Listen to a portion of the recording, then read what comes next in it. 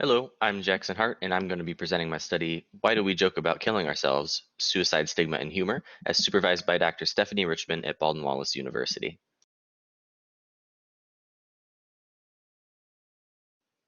Suicide rates have been increasing steadily over the past several decades, with the sharpest increases occurring over the past 20 years. Suicidality has also been disproportionately affecting young people, with 17% of high school students reporting suicidal thoughts in the past year. Though these increases in suicidality have been well documented, only anecdotal evidence exists for the increased colloquial use of suicide-related humor.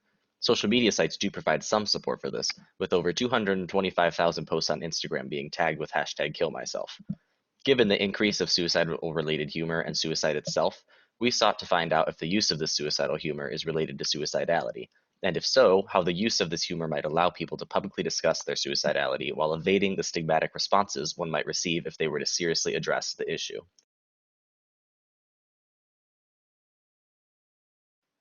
Before we could test these questions, we had to create our own scale to measure suicidal humor, as no such scale previously existed. To create the scale, we modeled items off of the Humor Styles questionnaire by Martin et al. The HSQ has 4 subscales representing different functions or styles of humor that one might use. We adapted several items from each subscale to be suicide relevant, which created a 21-item total scale.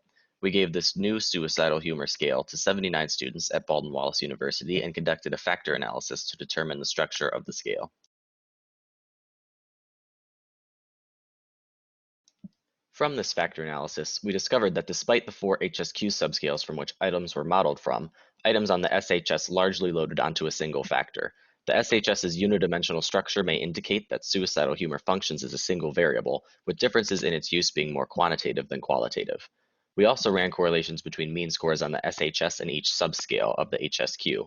Scores on the SHS were unrelated to both benevolent HSQ styles of humor, but they were positively correlated with both injurious styles. This suggests that suicidal humor may serve a negative function for those who use it, regardless if it is injurious to the self or to others. Given these results, we began Study 2 seeking to better understand if experience with suicidality is positively related to the use of suicidal humor, and if so, whether higher stigma towards suicide mediates this relationship. We collected data from 133 students at Baldwin Wallace University. Participants were given the SHS, HSQ, the Suicidal Ideation Measure by Light et al., and the Stigma of Suicide Scale by Batterheb et al. To test whether stigma towards suicide mediated a relationship between experience with suicidality and use of suicidal humor. The Sobel test was performed to test the hypotheses. We hypothesized that experience with suicidality would predict use of suicidal humor, which was supported. We also hypothesized that experience with suicidality would predict stigma towards suicide, which was also supported. Our final hypothesis that stigma would predict use of suicidal humor was not supported, therefore, stigma towards suicide was not a mediator of the relationship between experience with suicide and use of suicidal humor.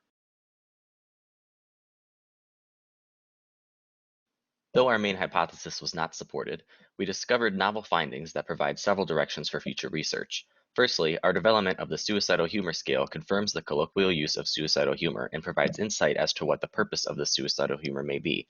Secondly, our finding that those with experience with suicidality are more likely to use suicidal humor suggests that this humor may function uniquely for suicidal individuals. A limitation to these findings is that we did not test for the multidimensionality of suicidal humor, as our scale loaded onto one factor. Further investigation into the nuances of this relationship is necessary before any generalizable conclusions can be drawn. In conclusion, suicidal humor is a prevalent phenomenon that may be related to the increase of suicidality amongst young people in the past several decades, though more research is needed to confidently determine how suicidal humor affects those who use it.